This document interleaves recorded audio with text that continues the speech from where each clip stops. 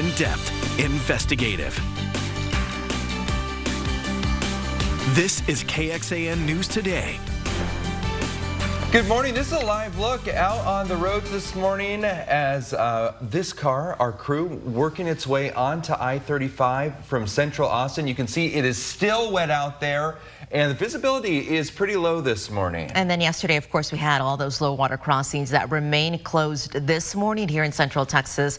So a heads up if you live in Williamson, Travis, Hayes, Bastrop, Fayette, and Caldwell counties. Significant numbers still closed. You also want to be careful driving this morning. As we mentioned, the rain falling and a dense fog advisory. Kristen Curry here. She's going to guide us through this morning. Yeah, very messy as far as the weather goes this morning. So let's begin with the rain and then we'll get to the fog concerns, because the showers and storms, they're starting to pick up in intensity, kind of straddling the Austin metro. But out to the west, we've got pockets of moderate to heavy rain, even a thunderstorm about to move into the Round Mountain area. Most of this generally pushing towards the northeast. So likely to see wet streets, very low visibility underneath those showers. Same kind of thing as we get you into our eastern counties. Moving through Milam County at the moment. In Lee County, we've got storms and showers up towards Cameron, south of Rockdale. And then for our friends in Lee County, between about Giddings, McDade, and Lexington, a complex of storms generally pushing towards the north. Now, none of this is severe at the moment, but heavy rain and lightning certainly likely underneath some of those storms. I've been watching the light show that we had earlier this morning on our Barons Creek Vineyards camera there in Fredericksburg. Now, in addition to the showers and storms, the dense fog. Look at the visibility as we get into the Central Texas region. I mean, there's no exceptions. Everybody is struggling to see out in front of them with how dense this fog is. A dense fog advisory means visibility could drop to about a quarter mile or less. This is in place till 10 a.m. So this is going to continue for your entire morning drive. Coming up in your first warning forecast, those storms and showers likely to expand on radar this morning. We'll talk a little bit about today's round of rain and how much accumulation we can expect out of those showers and storms here. Those details in a few minutes. Thank you, Kristen. A fire is now out, and an Austin firefighter is recovering this morning after being trapped when the roof of this home collapsed on them. You see, it was an intense situation here, that fire burning hot. Call came in around 11:30 late last night in North Austin off of Camper Down Elm Drive. A fire broke out in the HVAC closet of a vacant home under renovation. It then moved over to the attic. 2 firefighters were trapped during that fire attack and search. Both are expected, though, to be okay. Some sex assault survivors are worried an event meant to honor them today might get undermined by a new Austin staffing development. Last week, Austin interim city manager Jesus Garza announced the hiring of former police chief Art Acevedo. We told you he is set to serve as an assistant city manager focused solely on the police department. And during his tenure, several issues with sex assault cases came up, ultimately costing the city a nearly $1 million settlement and millions more in police department improvements. KXAN's Brianna Hollis reports. A public apology for the mishandling of sexual assault cases by the Austin Police Department. This comes just days after Art Acevedo is returning to the city. The city announced the hiring of the former police chief, many blame for the root of the problem surrounding these sex assault cases. The apology is a condition of a survivor's lawsuit against the city. It was on the books before the city decided to bring Art Acevedo back in this new role. It really does undermine what should be a significant and profound experience. Elizabeth Myers worked with survivors as part of that lawsuit. Several of them told her they're worried about the future of sex crime investigations with Acevedo back in Austin in an assistant city manager position. During his tenure as chief, a public audit noted issues with botched DNA results and untested rape kits at the police department's crime lab and a lack of compassionate approaches to investigations. We've tried to call Acevedo since last week to talk to him about his new role. Truly cared about the community. In lieu of that, we spoke to former APD staffer Joe Munoz. He says he worked closely with Acevedo. He was the only person that I knew would return phone calls and to whoever. Since the original audit into APD sex crimes investigations came out, APD dedicated millions of dollars in funding to these investigations and enrolled detectives in trauma-informed training. The DNA lab is also no longer under APD's jurisdiction. The leadership within the department now, we're really dedicated to rebuilding trust. Time will tell. Brianna Hollis, KXAN News. Several city council members concerned about Acevedo's hiring had a meeting this week with the interim city manager. And one council member told us they see the new need for this position, but just don't think Acevedo is the right right person for that position. For the most part, crime rates dropped under our Acevedo's watch from 2007 to 2016. That dip coming despite a population growth during that 9-year period, according to APD data. But toward the end of his tenure in 2016, crime was trending up. Keep in mind, in that time, the city grew by 180,000 people. A man is in jail this morning after being accused of pretending to be an Austin police officer. 35-year-old Pflugerville resident Sean McDonald is charged with false identification as a peace officer. Check this out. Police started investigating him after photos of him in an APD uniform with his name on it came to light. The investigation is still ongoing. Police are asking anyone if he recognized him and he allegedly presented himself as an Austin police officer to contact the real APD. Very strange. Well, the first primary vote in the nation took place around midnight in the small town of Dixville Notch, New Hampshire. The race for the Republican presidential nomination, now a two-person race between former President Donald Trump and former Governor and UN Ambassador Nikki Haley. All 6 registered voters in that little town cast their ballots for Nikki Haley over the former president. The resort town is the first place in the nation to vote in the 2024 primaries. Meantime, the New Hampshire Attorney General's office is investigating what it says may be an unlawful attempt at voter suppression. Comes after a robocall apparently using artificial intelligence to impersonate President Biden, telling his supporters in New Hampshire not to vote in the primary. A look at what's being done to help those who have lost everything after several Austin residents are coping with the aftermath of a large apartment fire. And we're looking ahead to the primaries in Texas and the ongoing Republican fight over education savings accounts during school choice week. Good morning, everyone. It is a Tuesday, January the 23rd, and it's the day after those heavy rains that we saw in the area. And now we're seeing some more rain this morning as we have our photographer driving on I-35 to give you an idea of what that looks like. He's headed up north on I-35. We'll check in with him throughout the morning for the latest on your roads, and Kristen has the latest on your rain. A man suspected of shooting and killing 8 people in Chicago is now dead. Yeah, he shot himself last night, happening after a confrontation with law enforcement. This is in Natalia, Texas, right outside San Antonio. 23-year-old Romeo Nance is suspected of shooting and killing 8 people at 3 different locations in the Chicago suburbs. Those shootings happened on Sunday and Monday, and the Medina County Sheriff's Office here in Texas says it received a call about a person suspected in those Chicago killings heading into the county on I-35. That standoff then occurred between Nance and police at that gas station. There is some welcome news this morning for Austin Energy customers. No rate increase for your bills for February. And starting back in November 2022, Austin Energy under-recovered its power supply balance due to large increases in wholesale power costs. That was then reflected on your bills.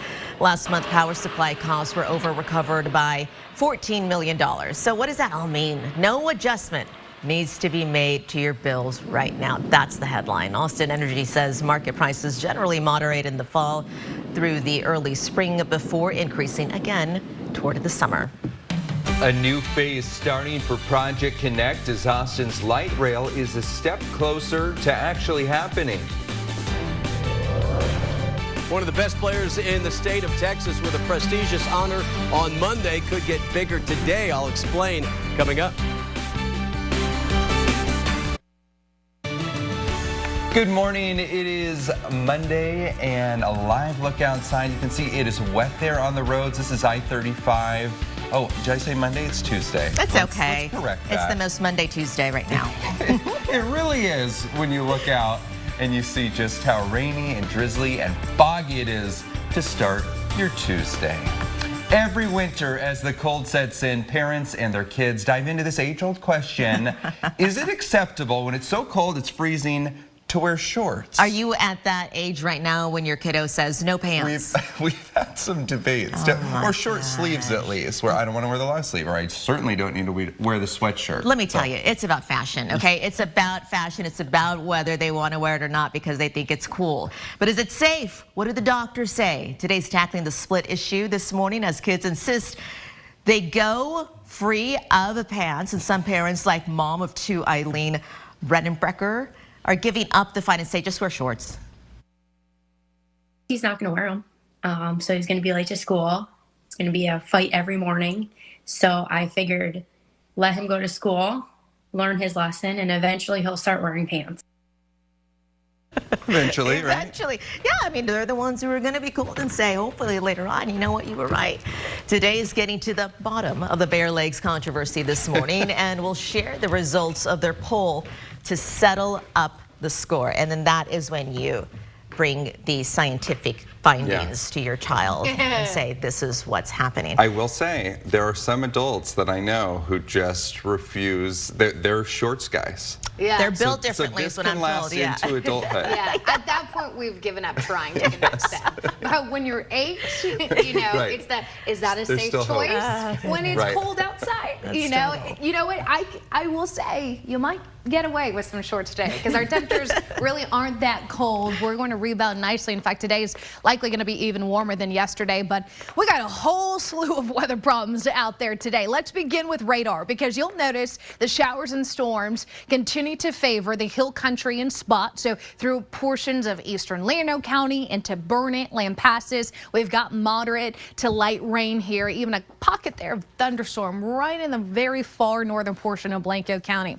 Relatively quiet for now over the Austin Metro. I say that only because we're still seeing a little pockets of mist and drizzle, but some of the heavier showers are almost straddling the Austin Metro. We've got a clump of thunderstorms moving through Lee County right now, probably going to clip Milam County, already seeing more rain in Rockdale. So in addition to the fact that we've got these showers and these storms out there, we do have low visibility in every county because of dense fog. So a lot of moisture. Humidity at 100%, 52 degrees. So at least it's not super cold. We're seeing warmer temperatures out there this morning compared to yesterday, and those 50s and low 60s even out across our eastern counties. But the fog is a big deal. This is dense fog. This is going to force you to slow down your speeds because you just can't see much. I mean, we've got almost the entire Central Texas region looking at 2 miles or less with the visibility, and that includes the entire Austin metro area. So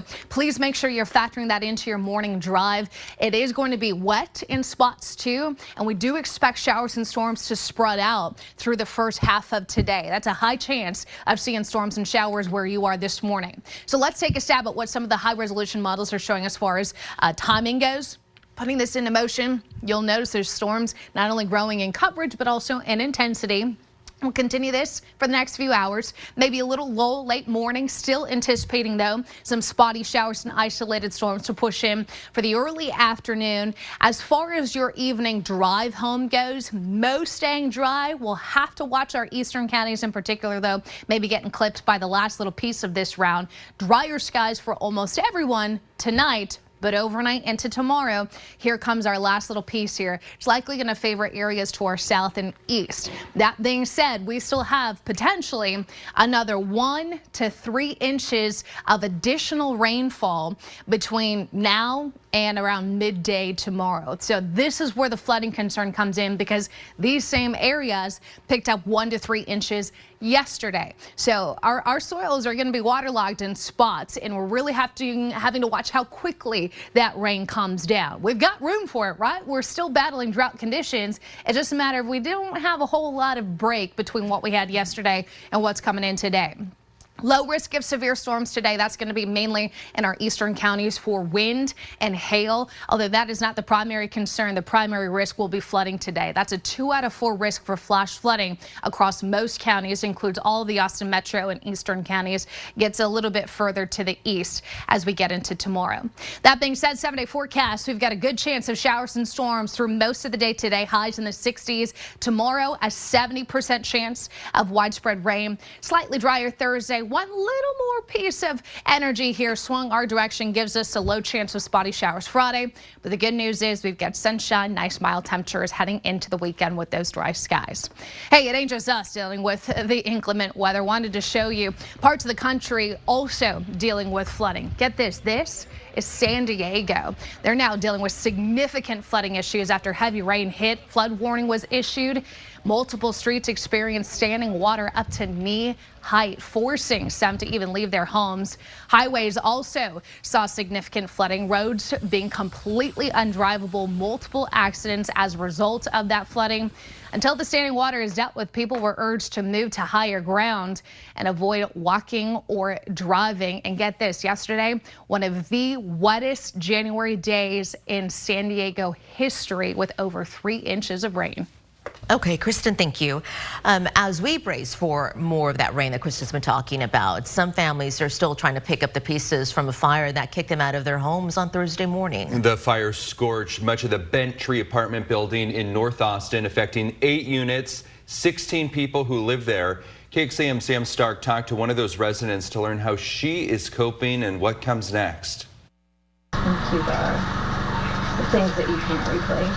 Memories wash over Sheena Went as she goes through her things Monday afternoon. Much of it was ruined days earlier in a fire at her North Austin apartment complex. Heard a frantic knock on my door, and my neighbor, it was my neighbor, and he said, "We gotta go, fire." The fire originated from the other end of the building, so much of her stuff is still intact. But that doesn't mean she can take all of it with her to her next apartment. I was one of the more fortunate people who did not sustain water damage, but everything in my apartment is either sooted or smoke damaged. Everything has a toxicity to it. No one was hurt, but they were all left without a place to stay and items to keep them warm. Texas law does not require property managers to provide tenants a place to stay in the event of something like a fire, but the company that runs the property, Apartment Management Professionals, said they were able to offer temporary apartments at another site to all who were displaced. So they'll be in good hands, and now it's just a matter of making sure that everyone's able to get the needs that they need right away, because things like toilet paper, paper towels, food, they don't have that anymore. So any donations would be really, really appreciated. Went says the past 4 days have been stressful, but she's remaining positive. What starts with a tragedy doesn't have to continue as one. It's how we respond to it. Sam Stark, KXAN News. And the Bent Tree apartment complex management is still collecting donations for those displaced by the fire. So if you want more information on that, all you got to do is go to our website. We'll show you how to donate on KXAN.com. So what are renters' rights in this kind of situation? Well, Texas law has a few protections for renters after a crisis, according to housing experts. Both tenants and landlords have the right to terminate a lease when an apartment is destroyed in a disaster. Landlords can withhold renters' deposits up to a month after terminating a lease. Building the light rail in Austin is now entering a new phase. The Federal Transit Administration filed its notice of intent to work with the Austin Transit Partnership.